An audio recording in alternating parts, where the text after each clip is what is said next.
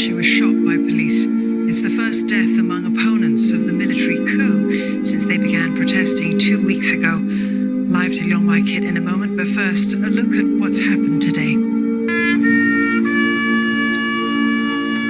A fresh source of anger in Myanmar as Mya Twet Twet Kine was shot in the head by police during anti-coup demonstrations last week. She had been on life support for 10 days.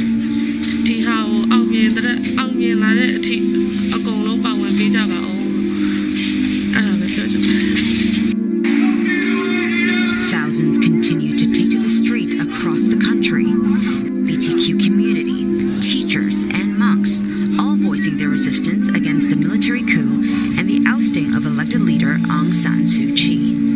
Police in Yangon also sealed off the city's main protest site, but this did not stop hundreds of people from gathering there. At times, things turned tense.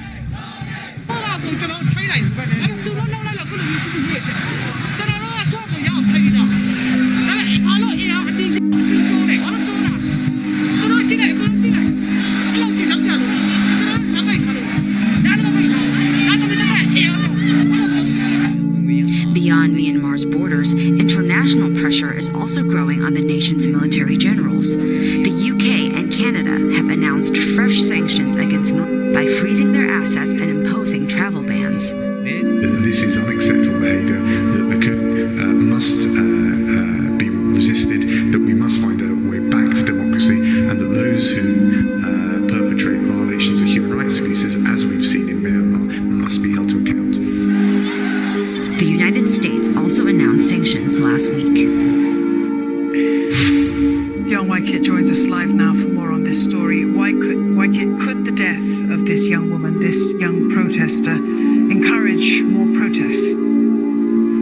Well, Dawn, the quick answer is no, because in the last 2 weeks, we already see what the protesters want, and it's very uniform. They want their state councillor to be freed, they want their president to be freed, they want democracy, they don't want military rule. But it's the death of Mya Twet Twet Kine is going to add another element, another dimension to this death surface. There were makeshift tribute sites for her where people poured their sympathy and laid flowers. I'm also hearing from one contact that there could be another protest movement on Saturday held in her honor.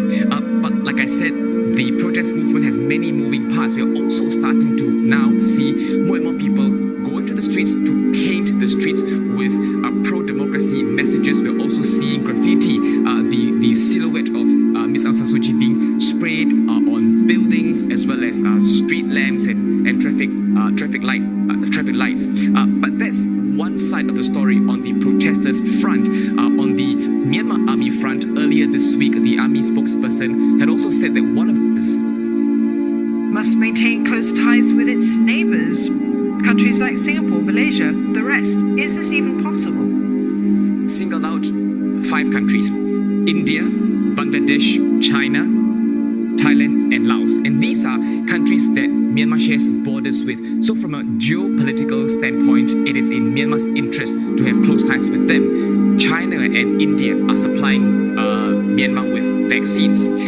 From an economic standpoint, don't forget there's also ongoing border trade with these countries. Now, interestingly, the army chief had also said that he would like foreign investments to flow into the country from these. Chief is well aware that his country is being shunned further and further away by countries in the West. And we've heard earlier there are new sanctions by UK and Canada on top of US. And so it would be in Myanmar's interest to make it work, to go back to its own backyard, to have better ties with its neighbors.